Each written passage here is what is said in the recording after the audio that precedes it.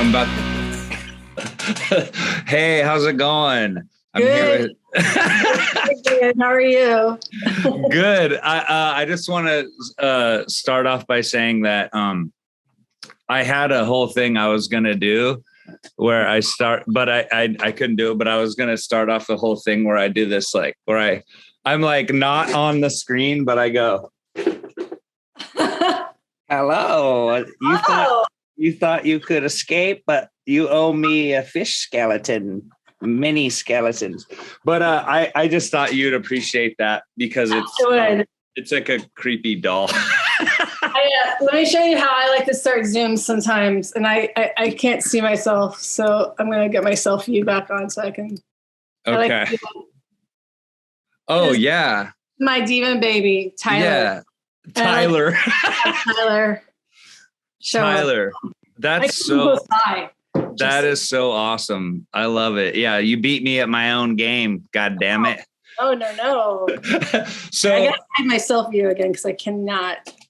That freaks me out. Okay, so essentially, I just think you're the best. I think you're awesome. I have a lot. I feel like a lot to talk about, but could you just explain, like, you're from you live in Texas. You do like kind of folk horror art. It's sort of steeped in, just you tell me. Okay, yeah. I live in Austin, Texas. I'm from Houston, Texas, although I've lived all over the place before moving back to Texas. And I do lots of stuff. For a long time I was doing mostly like gallery stuff. I was just showing and kind of like wherever. And I was doing lots of like real folky work about witches. Like witches was my thing for like a really long time. And I mean, I still love it. I still love The Witch, but I've moved on a bit. And then I also do some illustration. Like I illustrated this book called Literary Witches, which is a collaboration with this incredible writer named Taisia Kitaiskaya. And we turned that also into like a oracle deck, which is like a tarot deck. And I just had a solo show at a gallery in Austin. That was different. That was really a bunch of pieces that were a lot more personal. I really was kind of digging more into like trauma and sort of like the rougher things that women go through in their lives. And it was like a really emotional body of work and really not steeped in any type of like folklore or archetypes necessarily, like my older stuff. But now I'm back full on with like horror and spooky shit. Okay. Yeah, because when I first saw your stuff, I think somebody sent me, it was like a show, maybe it was in the Bay Area here or. Yeah, I did a lot in the Bay Area. Okay. So I think that one of my friends did the gallery or something. So I was like, they said, "Hey, you might like this." And I was like, "Oh my God, this is the best ever." But I did notice, like there was like a shift. There is kind of a shift, which I think is like the sign, like of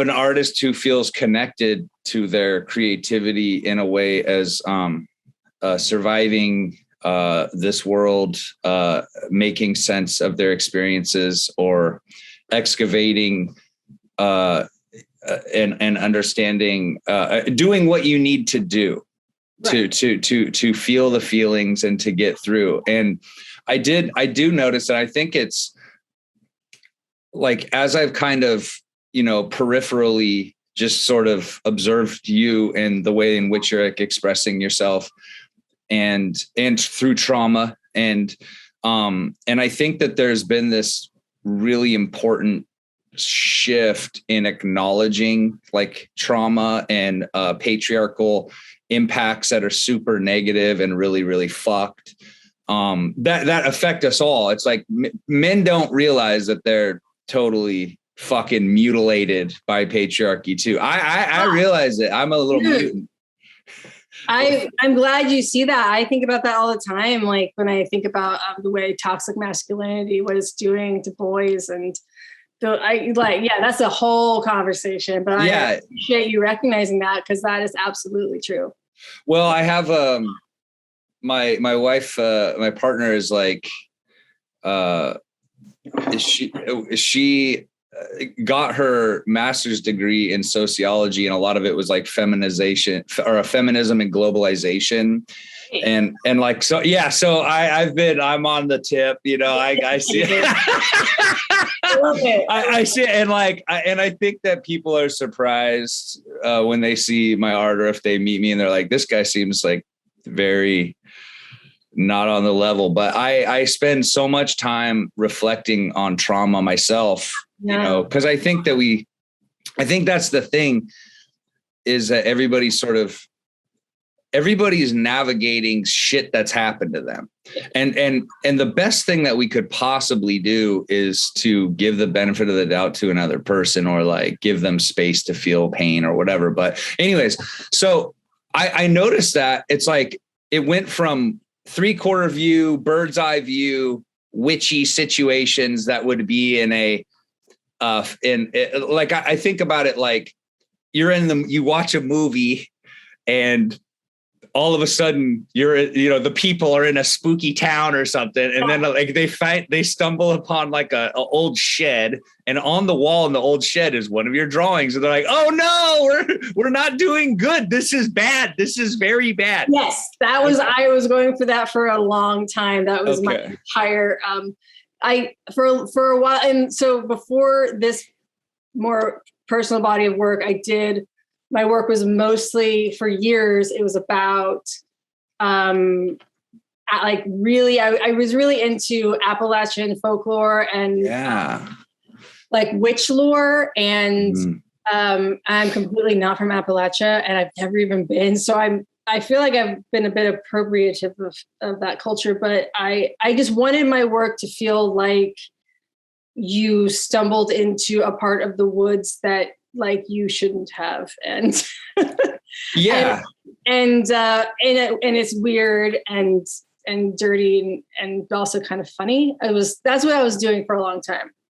But like, I think the thing is that you like, appropriating that folklore, it's like, it's not exactly, I don't know how to say this. It's like, it's almost like it is so archetypal, and it is so speaking to the experience of mystery and the unknown, that it's more like collectively we all have that part of ourselves. Right. And not everyone got like my sources were, I was reading a lot of books about like Ozark and Appalachian folklore. That was my like source material, but people got all types of stuff, and people brought their own relationships to those archetypes and folklore with them. And some people would be like, oh, it looks Eastern European. Like, yes, pull that from it. And I was kind of like, well, that's great, because I've always wanted my work to be almost like a Rorschach test for whatever your own relationship to mythology or folklore is for these archetypes. I always try to leave things ambiguous enough that you walk away. And it's really funny, because like a perfect example is I have this painting from 2013 called My Ghostie's Gonna Get Ya. And it's a painting of an old woman spitting out this pink ghost after a young woman who's running away with a chicken. And in my mind, that's just pretty simple. It's like this young lady stole a chicken from the old lady, and the old woman is projecting her ghost to like catch her, because the old lady doesn't want to get up and like waste her energy. But people would look at it and be like, oh, it's like a mother-daughter relationship, or they would like read all this stuff into it. And I always found that like really fun. Well, you use like, it sounds like, I mean, to me, it seems like it's so rich with symbols that means something to people. And I think that like, it's interesting because when you talk about, when we talk about like trauma or old ways of being, or like maybe more esoteric connections to the universe that aren't informed by like patriarchy, say, or like the Bible, or a organized religion that is ran by, well, white men usually, it's like, it almost is a free space for people to apply the connections about themselves and their relationships to their family and the world that would immediately be cut down or compartmentalized in a marginalizing way. Wow. Yeah. You know what I'm saying? So it's like, yeah. Will you write my artist statement for me? My next artist statement? Yeah. If you want, I'm good at that. I can really good. See, because here's the thing is that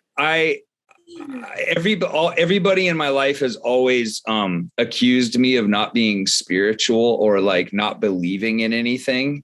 Okay. And I say that's because you're not excavating from the ground up. You're immediately going to the most ridiculous place possible. Right. And so with like, and that goes with conspiracy theories and religion and all this shit. Yeah. But when you start to think about the very in the moment rudimentary tools that we have, it starts with art and creativity. Mm-hmm. And that's a space that can't really be permeated by that, by the inhibitive nature of fear, I guess. Yeah. And so, well, to me, I mean, that's really interesting because I don't really think of myself as spiritual in any type of specific way. And as a person who has been so steeped in imagery of witchcraft and I've read theories of the archetype of the witch. Like I've spent so much of my life just learning the witch and understanding her. Yeah. And I have dabbled in like pagan ritual and stuff like that, but that never felt real to me. But and people will be like, "Oh, are you a witch? Do you?" I've been asked, "Am I a witch?" And people like I have been by people who are witches. They will claim me as one of them, and that's amazing, and I'm honored. Mm-hmm. But I do not practice any type of pagan spirituality or anything. But I feel like that's because I'm getting all that from the process of doing my work. Like, yes, the process of doing my work feels, I mean, it's very, very boring a lot of the time, but yeah, there are times when I'm like, I do feel as if I'm conjuring something. And well, you are. Yeah. I don't know where that shit comes from. I don't know where this, like what realm I'm like astral projecting into to get this stuff. So yeah, but I think that like is spiritual. Yeah. I mean, but it's like, to me, if, a lot of times, like, I think people's understanding of stuff has been so amputated from an effective form of like what we could use in our lives. So like when somebody says I'm spiritual, it's going to check in and check out like a job on Sunday at church or something. I don't know. Like to me, it's just being grateful and trying my best to not be lazy about showing love to people that I care about. And that's really it. That's all I have. That's like, you feel like a humanist. Yeah, I'm a humanist. I think that's an actual thing. So I was raised Unitarian, and I don't know if you're familiar with what that is, but it's a religion. I'm going to use it because it's not, I don't know if religion is the right word for me for it, but it's basically like you go to church, and in Sunday school, they were like, okay, so this is Christianity, this is Buddhism, this is this, this is this. What do you think? What do you believe? Like you can believe whatever you want. And it's basically about like coming together in celebration, like fellowship of other people and learning how to not be an asshole. That's really what it is. And that was a very cool way to grow up. And I'm very grateful my parents did that.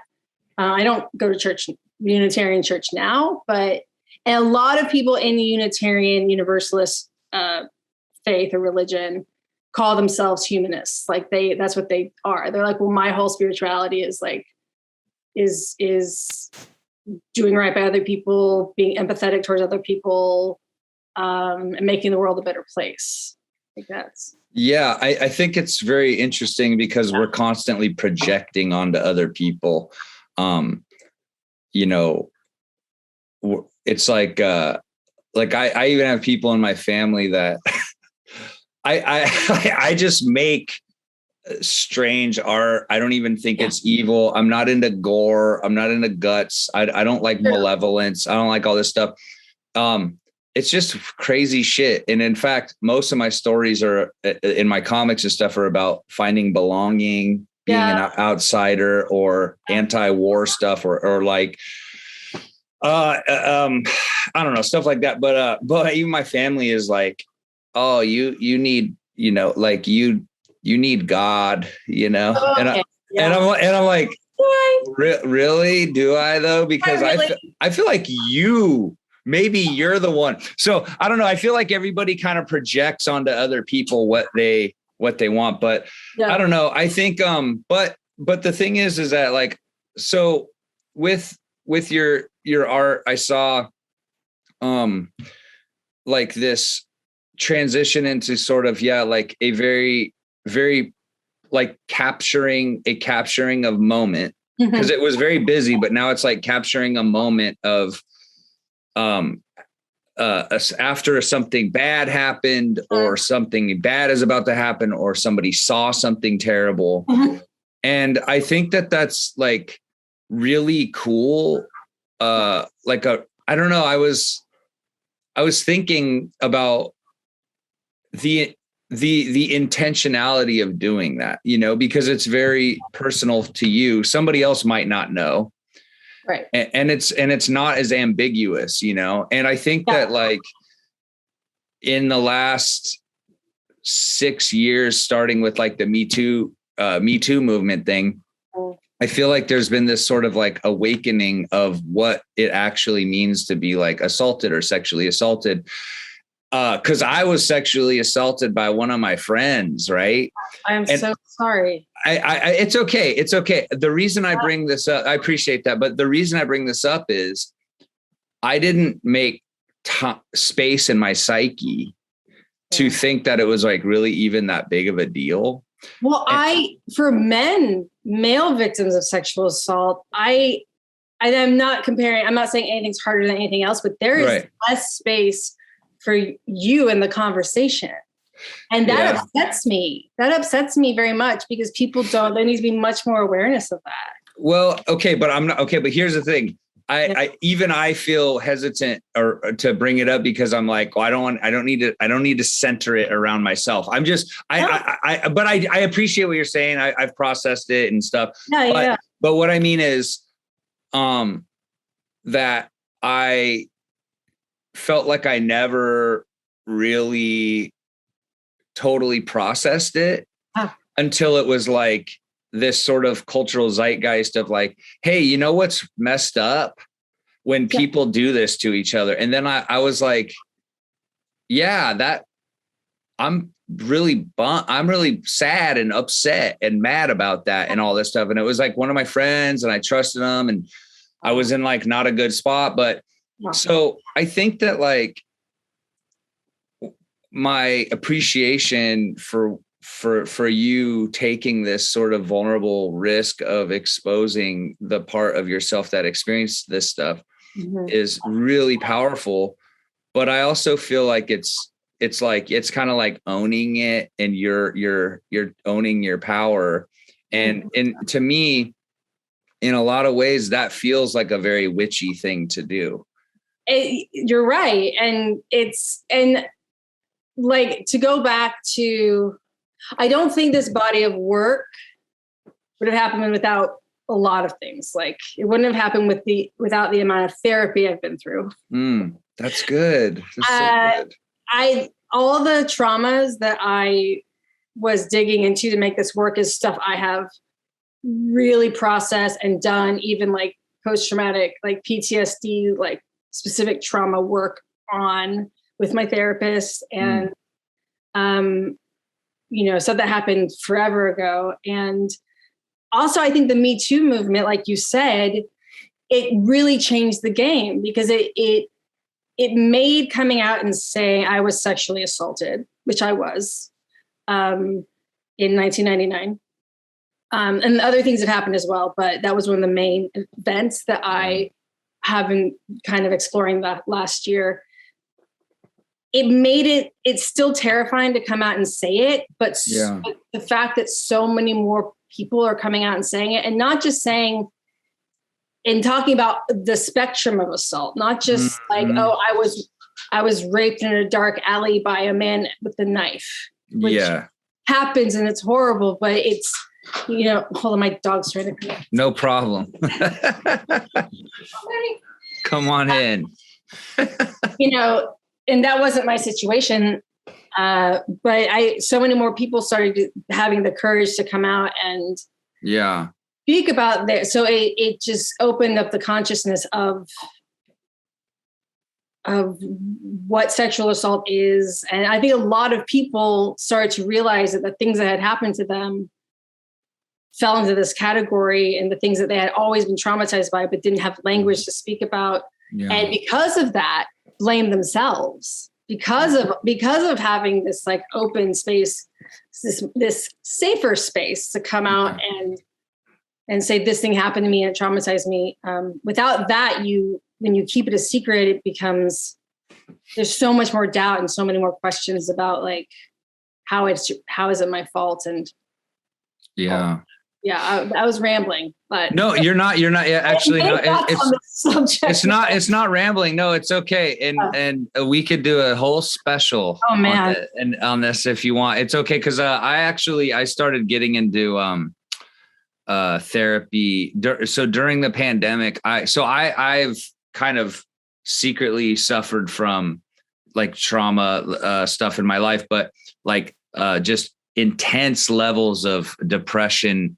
Like really like bad chronic, just nihilism, just insane, just wish a bus would hit me like every day, just really sad. But then it turns out it's because I needed Prozac, right? Hey.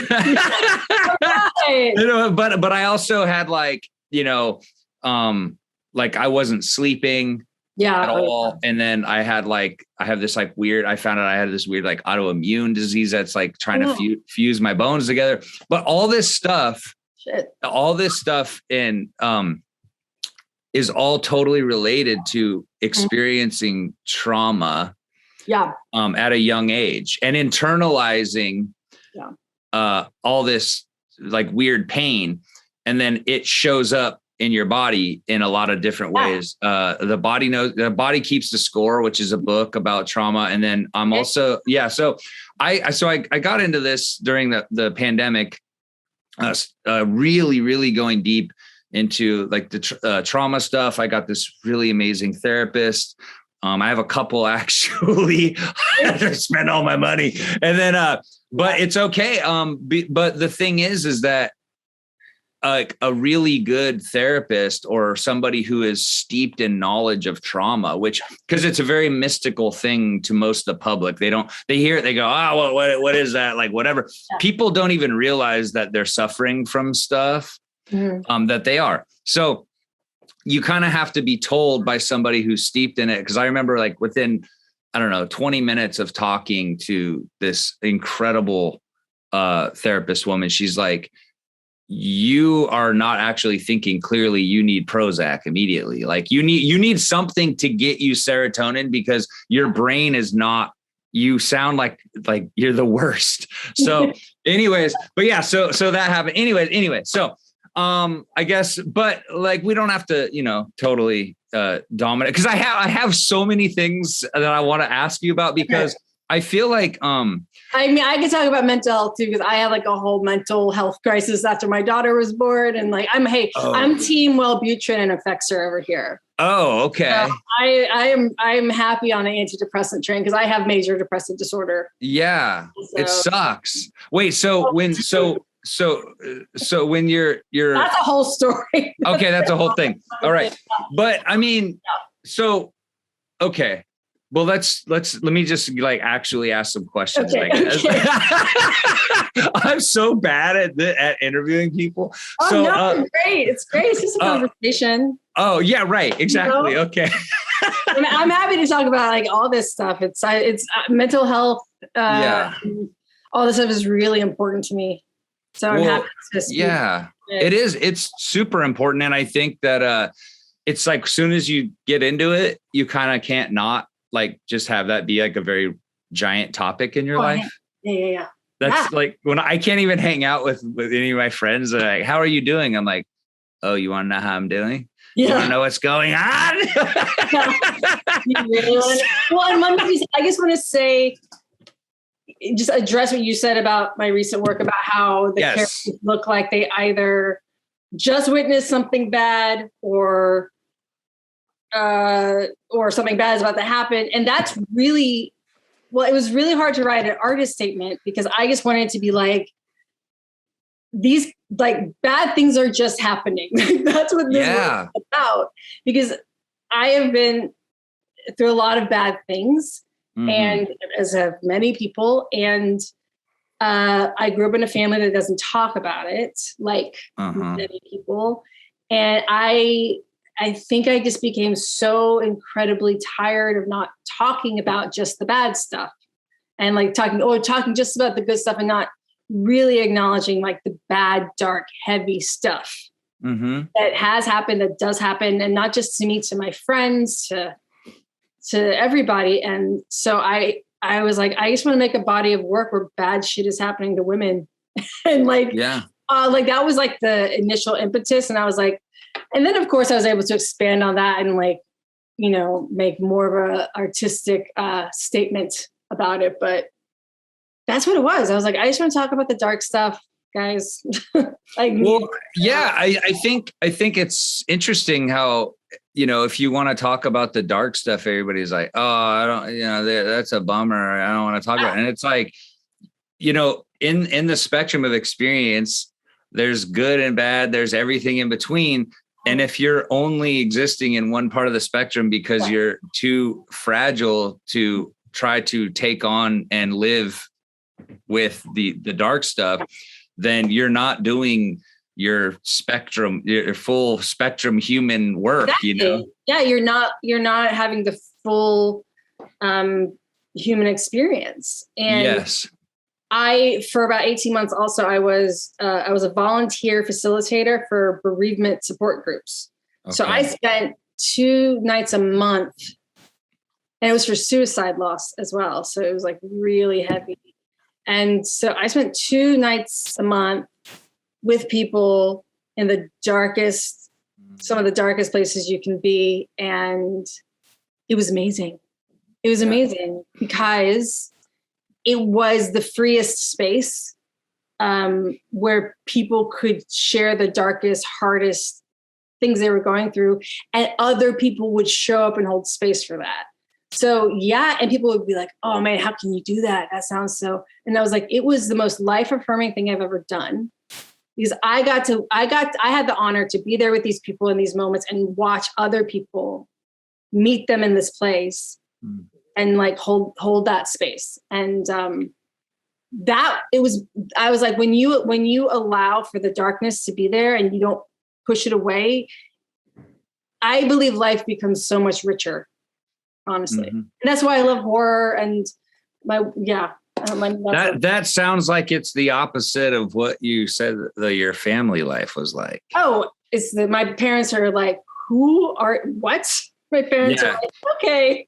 It's interesting because you were going there to meet those people in that space. And I feel like in this piece of art, this body of art that you did, which is connected to your trauma and your processing, your suffering, is that you're asking people to come meet you there.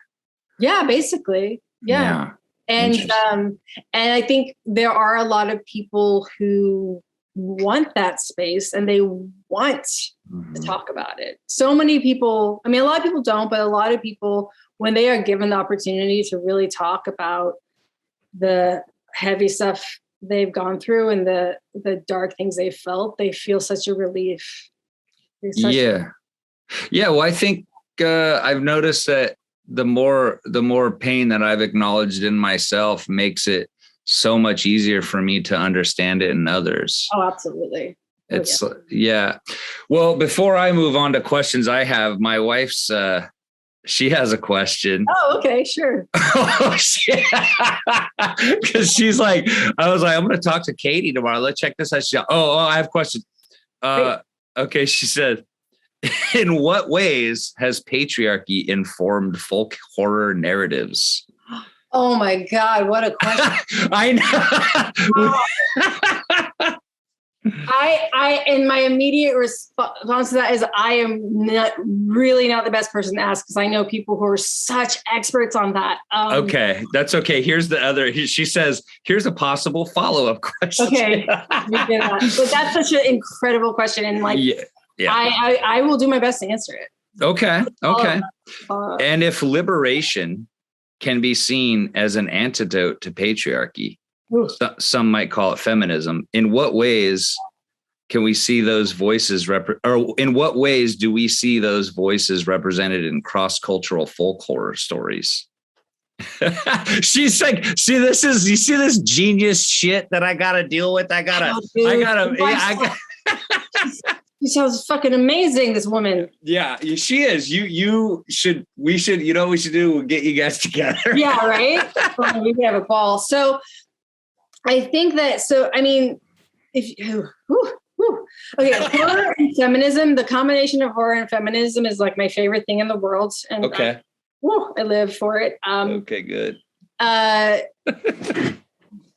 Folk horror has been around for, it really got its like legs in the 70s, I want to say. Like, I think it was first coined. I'm not going to remember all the details because I'm going to butcher a lot of this because I'm not the expert. And I say this because I know the expert.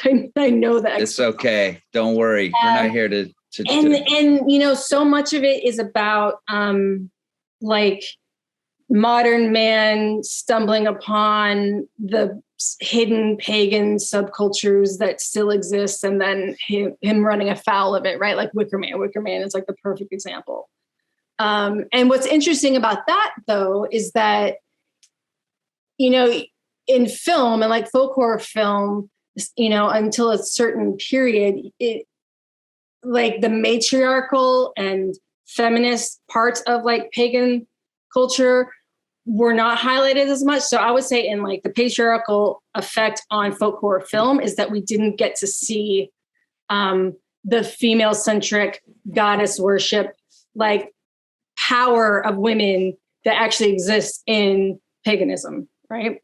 Mm-hmm. But I feel like a good example of a shift in that is Robert Eggers' The Witch, because you're familiar with The Witch? Yes, okay. Absolutely. So that is, I think that is a story of liberation, in that she, by signing Black Phillip's book and like murdering her mom, she liberates herself from the patriarchal, puritanical ways, and then she gets to join the witches in the wood and like float up into the sky. And to me, I've always been like, that is the happiest ending. Like, yes. Yeah. So I think that but that's what's so interesting about folk horror, is that it pulls from source material that is steeped in goddess worship and matriarchy and female power. But then you add but the filmmakers, like the male filmmakers of like the 70s and 80s and everything, they kind of like just, took that and just only showed us like some like hot naked ladies like dancing in a circle. Yeah, totally. It's very, it's very through. Well, that's so awesome. It's amazing. And it's very through those scenes are very through the lens of like dudes. It's like, right. It's the male gaze. Dude vision. Yeah. Yeah. It's like, I like dude vision just as well as I like the male gaze. The male gaze is, it's like, it's creepy once we start to really like break it all down. But I wonder, because when I was growing up, I was raised by women, and but the women had internalized a lot of patriarchal behaviors and stuff, and it was like kind of like abusive or non-communicative or emotionally distant and all this stuff. And it actually steeps from my grandma, who was sort of a grandpa person, actually. Okay. And so anyway, so it kind of comes down. But the thing is that I always loved witch stuff because it feels like liberation. It feels like here's this constrictive, monolithic, shitty, violent status quo. And then there's this other place where you can kind of be, and you can, and I think that's incredible. Well, the witch is the ultimate. I mean, I think the reason the witch is so big right now in the past several years is because she's the ultimate fuck you to the patriarchy. Yeah. She's like, no. I'm going to go live in the woods, like alone, and just do my thing, like with my goats or whatever. And if you fuck with me, like, you're not like, she doesn't care. The witch doesn't care what patriarchy wants from her. She doesn't care. She operates on her full own agenda, and which can be evil or good or neither. She's very neutral. A lot of the time, I've always loved her as such a neutral figure. And this is like the spectrum of the archetype of the witch, from Disney to pop culture, mythology, history, is infinite. Like, she contains many multitudes. But she is also one of the only female archetypes that isn't defined by her relationship to a man, right? So you think about the other ways, you think like virgin, wife, mother. I mean, that's not necessarily directly to a man, but in mother is defined by relationship to someone else, right? The witch just stands alone. And this is why more and more people have flocked to her because of what she stands for that. And on top of that, she contains power in herself. She is power. She's the symbol of female power. Yeah. That's why she's so awesome. That's why I've spent so much time with her. And that's cool. Oh yeah. But there's oftentimes with witches, in literary witches and stuff. And I've learned this from Christy, my partner. She read the Women Who Run with the Wolves. Okay, so Christy went and you like it? Okay, so she went seminal text. Right. So she went to Colorado and worked with Clarissa Pinkola Estes and stuff, and got to hang out and like learn all this stuff and do all. You should go to this thing. Anyway, that's another thing. But the thing that I noticed was that in those stories and in these like kind of like witch stories, the Baba Yaga and all this stuff, is that there's a lot of like lessons that are woven in, and a lot of them are lessons to grow as a person, but also they're like warning lessons to navigate the patriarchy and stuff. So anyways, but so I'm gonna get you guys together. Mine sounds amazing, by the way. I think we're on the same tip there. Yeah, absolutely. But I want to ask you, because I have this, like, I wrote on my desk last night, like a bunch of questions, but I feel like I'm trying not to like control it in one specific way.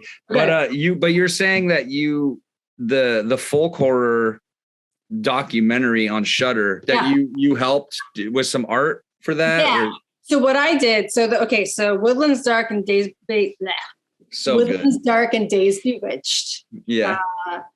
Directed by Kayla Janice, who is when I'm thinking about experts, that's who I'm thinking about.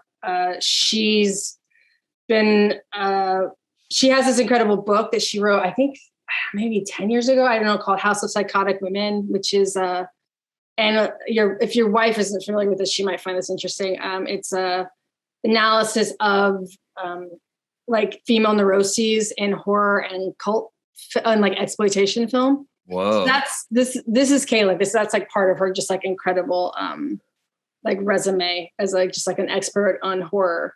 But so she made this like 3 hour long, which I guess you've seen, documentary. And it's like I think it's the like end all be all like analysis of folk horror. And in addition to the documentary, her and Severin Films made this box set called All the Haunts Be Ours, which includes a documentary, but it also includes like 13 other like really like seminal folk horror films. Cool. And it's like a complete compendium. Like it's really amazing.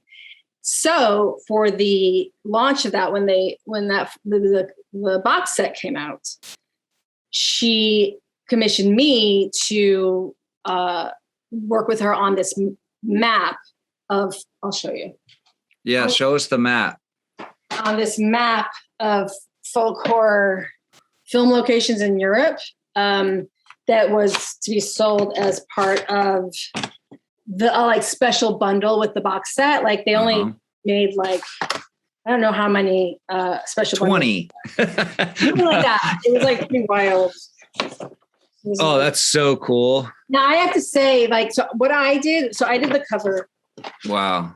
Cover. I love it. Yes. This was my jam. Like doing this cover was so much fun. It was like yes. And I did all the like icons, but this incredible graphic designer named Luke Insect, he designed this whole thing, and Kayla, they worked together because making a map is not easy, man. No. I did my best to make a map, but in the end, it needed a designer to come in and make it into an actual. You know what? That's what I like. Can you give my drawings to a designer and have them design it? I don't know about this map thing. So that's what that project was. It was. That's so cool. Part of the box set. Yeah. I love that. It's sold on its own now through this awesome company called Herb Lester in the UK. Okay. Maps. Are they should do a documentary or do some weird, some kind of animation with your artwork or something. That would be a dream come true. How do we do that? We got to do that. Well, I want to see. Come on. I want to see your cool. Yeah. Hey, so when you were a little kid, yeah, did you have Scholastic books? You could order Scholastic books. Yeah. Okay. So when you first saw Scary Stories to Tell in the Dark, you were like so happy, so excited. Little Katy was pumped. Scary Stories to Tell in the Dark. Yes, I'm dialed in. It's if I were to have to choose one singular influence in my life, yeah, Scary Stories to Tell in the Dark. That is like. There are a couple illustrations that I would just like dare myself to look at. The lady floating down the hallway, I would just be like, oh God. Yeah. And I lived for it. I lived for that. So a lot of those are Appalachian because that person went and collected folk tales. Yeah, Alvin Schwartz was a folklorist. Yeah. Which is also why I connect with it, because they're not just your typical, they're not gothic ghost stories, right? They have that like weird, it's just like one of my favorite ones is the story of like the witch who turns the guy into a horse and like rides him around. That is straight up like mountain folklore. And so it's not just like, oh, there's a manor house with a ghost. It's like, it's weird. Those stories are so weird. And Stephen Gamble, I mean, those illustrations, it sucks that the publishing industry does not recognize that kids fucking love that shit. Hence why I've never illustrated a children's book, because they're like, no, not you. No, I feel like they're terrified. They play it so safe now. Well, I feel like you could do your own your own. Well, I want to do you have an art book out? Like, no. Mm-mm. Okay. That's gotta happen. We're like a book of my work. Yeah. No. Well, let's get that going. I'm ready for that. Well, I'll be first in line. I don't know how to do that. Oh, really? I'll tell you how to do it. Okay. It's not that hard. You just got to lay it out, and then you could probably do a Kickstarter, or you could get like a publisher. I don't think it would be hard for you to get a publisher. You're kick ass. Thank you. Well, anyways, so okay, wait. So last thing we're gonna talk about that after, because I'm gonna give you all my resources. But okay. But the weirdness of the Appalachian stories are very funny, because they're totally incongruent with like a lot of what people expect, because the isolation and of those people in those mountains is really, really interesting, because they're like, let me tell you about the ghost. Let me tell you about the ghostly soup I had that had fingers in it, and or whatever. And you're just like, what the hell? It's like it's very strange. So did you ever read a book called Talipo? Did you ever see that? Which is my favorite. It was about a hunter. It sounds familiar. Talipo. Let me see. I should have pulled it out, but so I was obsessed with this. This is a folk tale where it's about a hunter man who lives with these dogs in his cabin. Okay. And he's out there, he's starving, he's hungry. And he goes out to try to hunt something. And then he sees this shadowy creature in the forest. And then he shoots it. Or no. Yeah, he shoots it, but he just shoots the tail. And then the tail's off, and then he gets the tail. He brings the tail home, and then he eats the tail. And then all of a sudden his dogs are like missing. Oh, and then, but he hears this thing that's like, I want my tail. I want my Talipo back, or whatever. Anyways. So I remember like being like, and it's very folk horror, like kind of in that Appalachian style.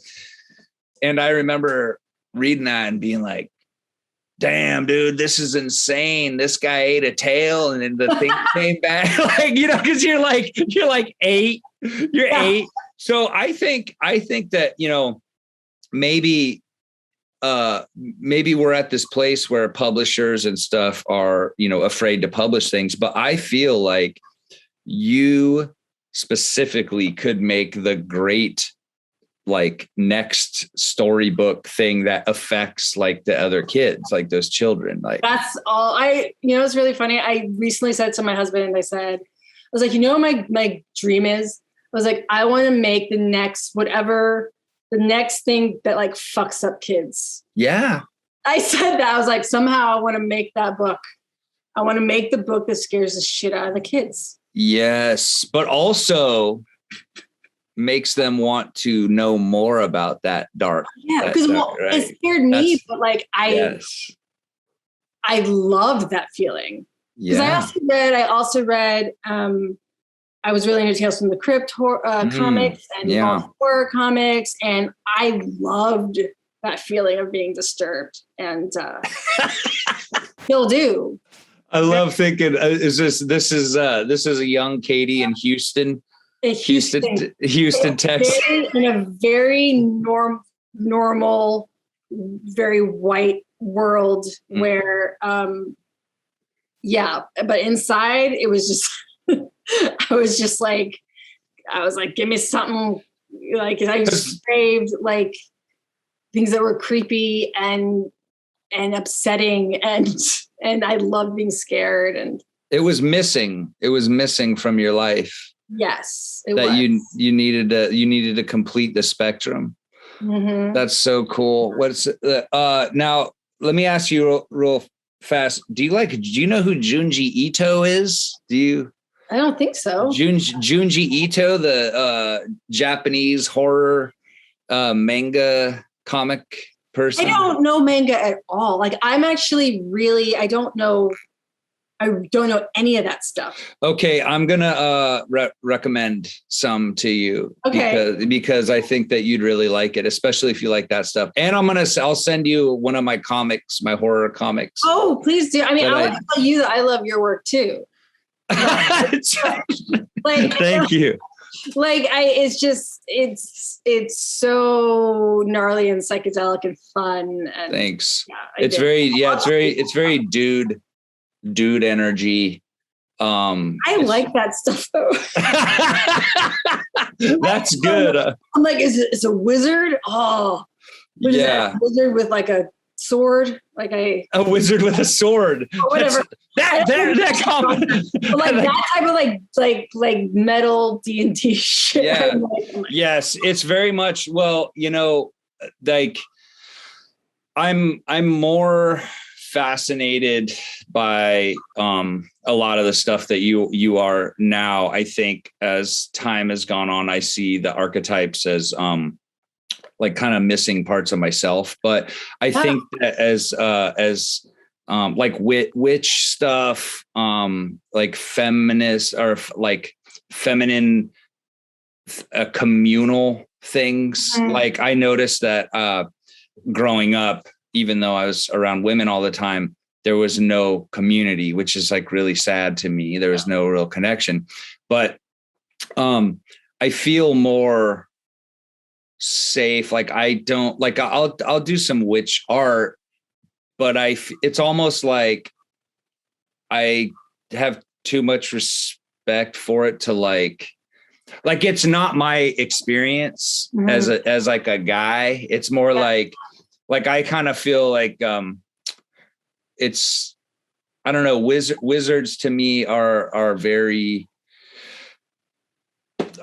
cool. They kind of encapsulate a lot of the unknown, and I'm an ultra isolated person. I stick to myself a lot, and because of some of my trauma experiences, I'm very focused on like keeping time for myself. So I personally relate to the wizard in that way, where it's like, in order to create something, you need a ton of time alone. Yeah, totally. And yeah. Same with the witch. I'm like, can I just go live alone in the woods now? Thank you. Yeah. This is a witch that I created, the bog witch. Oh, wow. It looks like a no mask, like Japanese no theater. Yeah, I guess it kind of does, huh? Yeah. I love masks. I love masks. That's awesome. You do. Oh, we got, I saw that you did like a performance with the mask. Mm-hmm. Fuck. Did you do that at your art show? No, I did that all alone in my studio.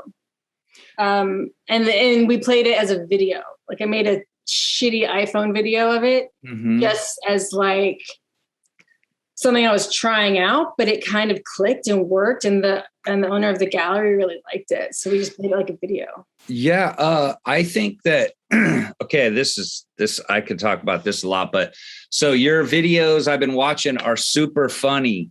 You're super funny as hell. And and it's very like, I think that I really relate to the kind of like, we're artists and we're constantly making crazy art, but also we don't take ourselves seriously in a lot of ways because that's embarrassing. But I feel like your art, your creativity is all one thing, your humor, your pain, your everything. And it's all coming out in all these different directions. How about have you thought about doing some like writing, some performance thing and doing some weird, like, production with, that requires working with other people and like, yeah. And I kind of, that just sounds like so, I mean, I would love, look, I'm like a ex theater kid. I did lots of plays in high school. And so there still is like, still in there. oh, I can see it. That performance, that theater is wanting to come out. But I also don't like, if an opportunity came along to do something like that, I would jump, but I don't even know where to begin or what it would be to make something like that happen. The only scope I can do is making it a minute long little thing for Instagram right now at this point in my life. Now, I studied animation in art school, and that is something that I hope one day to absolutely do again. Cause I think to me, animation is like, it's like the highest art form. Yeah. So I would love to somehow make some kind of film someday of something. I don't know how it's going to happen. I think I'd be interested more in like a film or video situation than any type of like a performance, like live performance thing. Okay. I gotcha. But that's one of those things where I'm like, maybe one day, like some stars will align and like something will open itself to me. How do we get, I think I'm brainstorming on how do we get Shudder and your collaborator that worked on that documentary about Folklore to do a anthology folk horror animation? That would be fucking awesome. I feel like, like you have like this, like into my brain and like the things that like I want to make happen in my life. Yeah. How do we do that? Let's do that. I'll tell you what I'm working on right now is I'm actually working on the pitch for a collection of short horror comics. Oh, cool. So I want to make these comics and hopefully get them published. And I feel like I need to make the comics first. I feel like, so moving into comic book storytelling, which is something that I studied but have never done fully, is kind of my next step of like advancing my means of storytelling from a single image into like so I want to make this comic or this graphic novel or whatever first and kind of like test that out and then see if that can evolve into something else. Like maybe A24 gives me a call and was like, hey. Yeah. They should.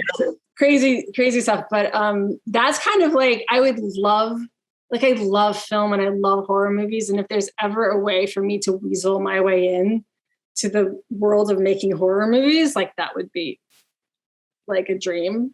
Yeah, I could see it in my brain. I could see it. So can I. I think all they have to do is see your artwork and then like the stories. Cause I want to see those movies. Cause I remember watching Midsummer where that one artist had their paintings on the wall. And I was like, wow. Oh my God. That's like a dream job. Like, and I tried to figure out who that specific person was. I think it was the art director of the film that made all that stuff. But I was like the wallpaper in that one house. That shit was so good. So good. And that, I was like envious, very envious of that situation. Yeah, I could see that happening. We're going to put it out into the universe. All right, we'll manifest it. We're manifesting it. So, cause I think there's all these things that happen. It just takes a lot of effort, I think, to kind of like conjure up all these different things, Yeah. And I believe in like kind of like putting things out there, letting it simmer, see what happens.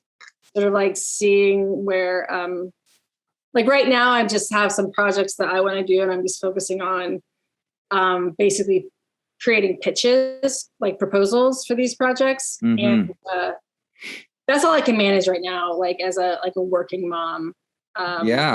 You know what I mean? I don't have endless amounts of time I can only manage what I can manage, but like, who knows what's going to happen down the line? I mean, you never know. Well, I think that putting it out there and then putting some pitches together, that's kind of you got it. Cause like a lot of times these people, they just need to, it's like they don't have the imaginations we have. Like I can look at your artwork and know exactly what needs, in my opinion, what needs to happen and how it should go and like what it would look like. And but these people, you have to kind of give them a book and be like, look. Yeah. See? All the like for my horror comic proposal, even though like I'm hoping to show up with like 3 finished like sections, like 3 finished stories. Mm-hmm. And be like, here it is. And then be like, the book will be this plus like 5 other stories. Wow. How long is each story? Like how many pages do you think? Well, there's some are short and one is long. So like the one I've been working on right now is like 5 pages, but then I think the longer one is like 13 pages maybe. Okay. Yeah. That's cool. Yeah. I'm excited about it. I just, there's other projects. It's like I have a line of things that I have to work on, and it's like here when I have to do these things. Yeah. Yeah. I've already done a big chunk of some of it though. Okay. Well, I'm excited to see that. I'll put it on Instagram. Okay. Put it on Instagram. Everybody should follow you on Instagram because you're funny and talented and great and you're awesome. And I'm glad I got to talk to you. Is there anything else you want to share? Anything? It kind of feels like I feel like we covered like a lot of very key subjects. We did, huh? That was cool. You're cool. I'm so glad to talk to you. I didn't even get to talk to you about, did you watch that commercial that I sent you, the English commercial? Oh no, I didn't get a chance to watch it. It's okay. It's okay. You can watch it after this, but essentially it's the creepiest PSA commercial from England about warning children not to play in water or else they'll drown and die. And there's like the Grim Reaper. Anyway, you'll love it. I think I've seen that. Okay. You might have seen that. To me, but yeah, I'll check it out. All right. Well, I'm incredibly grateful for your time. It's been awesome to talk to you. You too. All right.